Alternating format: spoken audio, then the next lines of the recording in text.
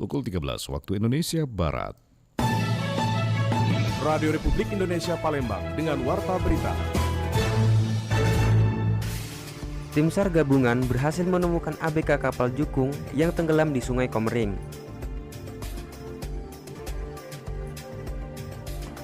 Pemkot Palembang akan menambah 5 hingga 10 koridor feeder baru agar jangkauan layanan semakin luas.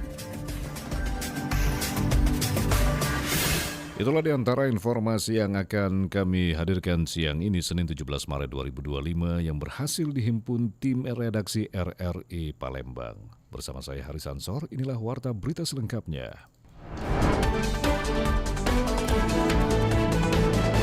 Tim SAR gabungan berhasil menemukan ABK kapal Jukung yang tenggelam di Sungai Komering. Korban ditemukan setelah 2 hari pencarian sejauh 3 km dari lokasi kejadian. Tim SAR gabungan akhirnya berhasil menemukan Ruslan, pria berusia 37 tahun yang tenggelam di Sungai Komering, Desa Batun, Kecamatan Jejawi, Kabupaten Ogan Komering Ilir, Sumatera Selatan petang kemarin. Korban ditemukan setelah 2 hari pencarian dalam keadaan meninggal dunia. Dan tim SAR gabungan Gata Pramana Putra mengungkapkan korban ditemukan dengan kondisi mengapung di pinggir sungai sekitar 3 km ke arah utara dari lokasi awal kejadian. Korban selanjutnya dievakuasi dan dibawa ke rumah duka di Desa Lingkis, Kecamatan Jejawi, guna dilakukan proses pemakaman. Selamat malam, mohon izin pimpinan melaporkan bahwa korban telah berhasil ditemukan oleh tim SAR gabungan pada pukul 18:17 waktu Indonesia bagian Barat dalam keadaan meninggal dunia. Selanjutnya, korban telah dibawa ke rumah duka untuk proses pemakaman. Dalam hal ini, untuk unsur yang terlibat terdiri dari Basarnas, TNI, Polri, serta BPBD dan masyarakat setempat. Terima kasih. Diberitakan sebelumnya, kejadian berawal pada Sabtu lalu saat sebuah kapal Jukung dengan 4 orang awak dan penumpang berangkat dari Palembang hendak menuju Desa Lingkis, Kecamatan Jejawi, Kabupaten Ogan Komering Ilir. Saat dalam perjalanan, tepatnya di Desa Muara Batun, Kecamatan Jejawi, kapal Jukung tersebut tidak dapat melintas melewati jembatan dikarenakan air pasang tinggi. Nahkoda kapal dan 3 orang ABK berinisiatif untuk melepaskan cerobong asap yang berada di atas kapal agar kapal dapat melintas. Namun saat akan melepaskan cerobong asap, tiba-tiba salah seorang ABK tidak sengaja memegang kabel listrik yang ada di jembatan yang mengakibatkan tubuhnya tersetrum dan seketika terpental jatuh ke sungai. Riana Pridani melaporkan. Sementara itu pendengar, Badan Penanggulangan Bencana Daerah BPBD Sumatera Selatan menyiagakan personel dan peralatan untuk menghadapi potensi banjir dan tanah longsor. Badan Penanggulangan Bencana Daerah atau BPBD Sumatera Selatan menyiagakan personil dan juga peralatan untuk menghadapi potensi banjir dan tanah longsor di wilayah Sumatera Selatan. Kepala Pelaksana BPBD Sumsel Muhammad Iqbal Ali Syabana mengatakan, pihaknya telah menyiapkan 100 personil serta berbagai peralatan darurat, termasuk 5 unit perahu karet, 3 unit perahu polietilen, dan 40 unit pelampung. Selain itu, BPBD juga menyediakan 758 lembar selimut, 360 unit terpal hujan, 6 unit tenda pengungsi, serta perlengkapan lain seperti jas hujan dan juga sepatu petugas. Untuk sekarang kita sebenarnya lebih memfokuskan pada pencegahan dan kesiapsiagaan karena seperti yang kita ketahui banjir ini merupakan eskalasi tahunan. Harusnya kita bisa mencegah, mendeteksi dari dini kondisi yang ada. Cuman memang ini perlu kerjasama. Sementara itu, untuk menangani potensi tanah longsor, BPBD akan berkoordinasi dengan Dinas Pekerjaan Umum guna mengerahkan alat berat untuk membersihkan material longsor. Dari kawasan Jakabaring, Hari Rizky, RRI Palembang terus mengudara untuk Indonesia. Pendengar, pemerintah Kota Palembang akan menambah 5 hingga 10 koridor feeder baru agar jangkauan layanan semakin luas. Pemerintah Kota Palembang menambah unit kendaraan feeder atau pengumpan LRT di koridor Asrama Haji Talang Betutu. Langkah ini diambil untuk mendukung Kementerian Perhubungan dalam meningkatkan jumlah pengguna LRT Sumatera Selatan sekaligus mengurangi kemacetan. Wali Kota Palembang Ratu Dewa menegaskan bahwa pengembangan layanan feeder LRT merupakan bagian dari upaya menciptakan transportasi yang lebih efektif dan efisien bagi masyarakat. Pihaknya juga ingin memastikan warga Palembang memiliki akses transportasi yang aman, nyaman, dan terjangkau. Dengan adanya feeder tersebut, pihaknya berharap lebih banyak masyarakat beralih ke transportasi umum sehingga kemacetan bisa berkurang. Saat ini tercatat ada sekitar 31 titik kemacetan di Kota Palembang. Dengan kehadiran feeder LRT diharapkan menjadi solusi untuk mengatasi masalah tersebut. Tapi kita berharap lagi dari Balai Pengelola ya, hadir untuk ada penambahan koridor lagi. Jangan khawatir warga Palembang, naik feeder aman, nyaman, tepat waktu, AC-nya dingin ya. Kalau target kita 17 sebenarnya, baru ada 8. Ya insya Allah lah. Menurut Wali Kota, ke depan Pemkot Palembang menargetkan penambahan 5 hingga 10 koridor feeder baru agar jangkauan layanan semakin luas. Sementara Emawati, salah satu warga Talang Betutu, mengatakan dengan adanya transportasi tersebut sangat membantu dirinya lebih nyaman, murah, dan mudah akses ke LRT. Dirinya berharap pemerintah terus menambah armada dan rute agar semakin banyak warga yang bisa menikmati fasilitas tersebut. Ya, makasih lah ada dapat bantuan ini kan. Senang lah pokoknya. Ya alhamdulillah lah dapat main ini. Pokoknya senang. Sejak mulai beroperasi pada tahun 2022, Palembang telah memiliki 8 koridor feeder dengan lebih dari 12.000 penumpang yang menggunakan LRT setiap harinya. Lamsihar Silitonga melaporkan.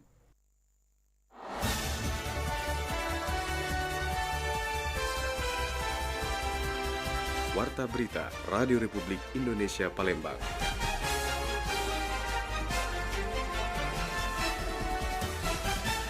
Kita beralih untuk informasi lainnya. Mendengar OTT KPK di Kabupaten Oku, Gubernur Sumatera Selatan ingatkan negara sedang efisiensi anggaran, himbau ASN bekerja sesuai prosedur.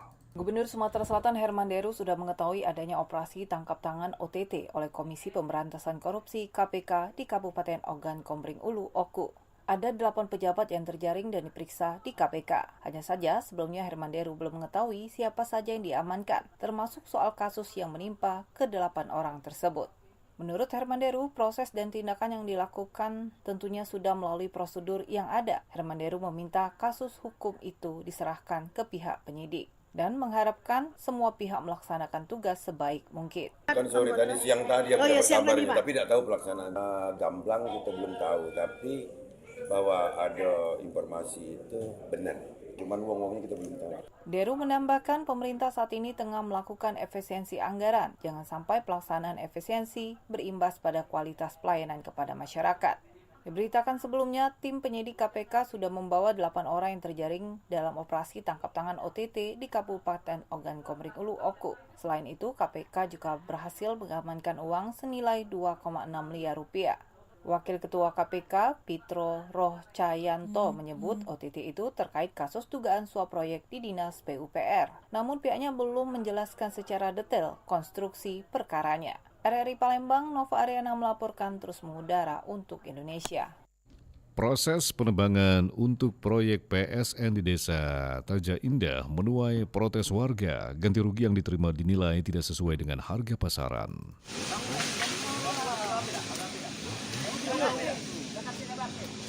Proses penebangan pohon yang dilakukan oleh pihak perusahaan untuk proyek strategis nasional atau PSN di Desa Taja Indah, Kabupaten Banyuasin menuai protes dari beberapa warga. Mereka menilai ganti rugi yang diberikan tidak sesuai dengan harga pasaran, terutama untuk pohon karet yang menjadi sumber penghidupan mereka. Kepala Desa Taja Indah, Rahmat Saleh, mengonfirmasi bahwa perusahaan telah mengajukan kompensasi kepada warga sekitar 4 bulan yang lalu. Namun hingga tenggat waktu yang diberikan, belum ada kesepakatan antara warga dan pihak perusahaan. Menurut Rahmat, warga menolak kompensasi karena dinilai terlalu rendah dan tidak sesuai dengan nilai jual objek pajak atau NJOP serta harga kebun yang berlaku di desa. Sementara itu, pemerintah desa tetap mendukung proyek PSN sesuai dengan ketentuan negara, tetapi tidak dapat ikut campur dalam persoalan ganti rugi. Ya, memang benar kemarin itu sudah hampir 4 bulan yang lewat.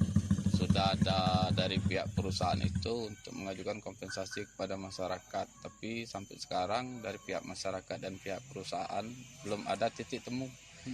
Jadi memang di hampir 4 bulan yang lewat. Nah, tapi ada, makanya pihak perusahaan juga nggak tahu kenapa dia mengeluarkan eksekusi untuk penebangan.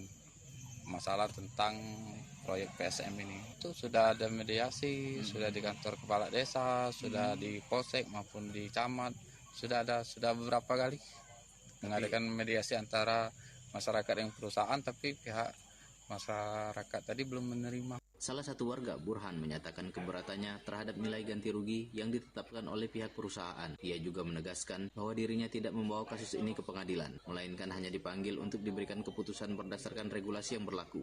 Kemarin dia menunjuk data dengan kami itu 271. Sekarang diputuskan 213. Jangan karena nambah kurang lagi deh. Nah yang ini yang kami tambah keberatan. Sudah dibawa ke pengadilan sebelumnya, Pak? Bukannya kami yang kami tidak pengadilan tidak, ya? Cuman kami dipanggil oleh pengadilan. Oh gitu. Kalau kami tidak, cuma dipanggil oleh pengadilan. Orang pengadilan cuma menjelaskan bahwa dari PT ini berdasarkan pergub, permen segala macam, yang kamu jumlahnya 213. Nah muncul angka itu dari mana? Yang ini yang kami keberatan. Maka tidak kami terima, kami tolak. Burhan berharap pemerintah pusat dapat memberikan perhatian lebih kepada masyarakat kecil yang terdampak proyek nasional. Saat ini pihak perusahaan telah menitipkan uang ganti rugi di pengadilan dan mendapatkan keputusan eksekusi untuk penebangan lahan warga. Warga yang masih keberatan berencana mengajukan surat keberatan ke pemerintah pusat sebagai langkah lanjutan dalam memperjuangkan hak mereka. Dari Kabupaten Banyuasin, Muhammad Maulana, RRI Pro 1 terus mengudara untuk Indonesia. Kita beralih ke informasi terakhir. Pendengar, hujan yang terjadi semalam hingga pagi tadi menyebabkan beberapa ruas jalan tergenang air di kota Palembang. Hujan yang melanda Palembang sejak dini hari hingga pagi tadi menyebabkan genangan di beberapa ruas jalan utama. Lokasi yang terdampak antara lain Simpang Polda, Jalan Arah Musi 2, daerah Pahlawan, dan sejumlah titik lainnya di kota Palembang. Kepala Unit Analisis dan Perakiraan BMKG SMB 2 Palembang, Sinta Andayani menjelaskan bahwa Sumatera Selatan saat ini masih berada di musim penghujan. Oleh karena itu, potensi hujan dengan intensitas sedang hingga lebat masih bisa terjadi dalam beberapa waktu ke depan. Sumatera Selatan ini memang kita masih dalam periode musim hujan, sehingga memang potensi hujan ini masih bisa terjadi untuk beberapa hari yang kemarin ya, bahwa memang di kondisi atmosfer selain monsun Asia di musim hujan juga ada pengaruh dari gelombang Rossby dan MJO, sehingga potensi hujan semakin meningkat dan memang curah hujan yang turun adalah dengan intensitas sedang hingga lebat. Untuk perkiraan ke depan potensi ini masih bisa terjadi sampai dengan periode tanggal 25. Kami lihat potensi itu masih ada. Perkiraan yang saya sampaikan ini harus selalu diupdate. Cuaca itu dinamis sekali dan cepat berubah. Ditambahkan Sinta, BMKG memprediksikan potensi hujan ini akan berlangsung hingga 25 Maret 2025 dengan kemungkinan perubahan cuaca yang dapat berubah. Masyarakat dihimbau untuk selalu memperbaharui informasi cuaca melalui BMKG. Selain itu, salah satu faktor genangan air terjadi akibat tingginya pasang air Sungai Musi yang mencapai 3,6 meter yang turut memperburuk genangan. Masyarakat diingatkan untuk menjaga kebersihan saluran air agar tidak terjadi penyumbatan yang dapat memperburuk kondisi tersebut. Dari Palembang, Sumatera Selatan, Muhammad Irfan, Pro 1 RRI terus mengudara untuk Indonesia. Baik pendengar, informasi tadi mengakhiri Warta Berita siang ini. Produksi Radio Republik Indonesia Palembang. Informasi lainnya dapat Anda akses melalui website kami rri.co.id dan WhatsApp channel RRI Palembang. Juga ikuti media sosial terverifikasi kami Facebook, Instagram, TikTok, dan X @RRI Palembang. Kami juga membuka ruang aspirasi bagi Anda untuk menyampaikan sejumlah persoalan dan peristiwa yang berada di sekitar Anda melalui line WhatsApp kami 0821 7927 9090 serta pesan chat melalui RRI Digital. Mewakili kerabat kerja yang bertugas, saya Haris Ansor. Terima kasih atas perhatian Anda. Selamat siang.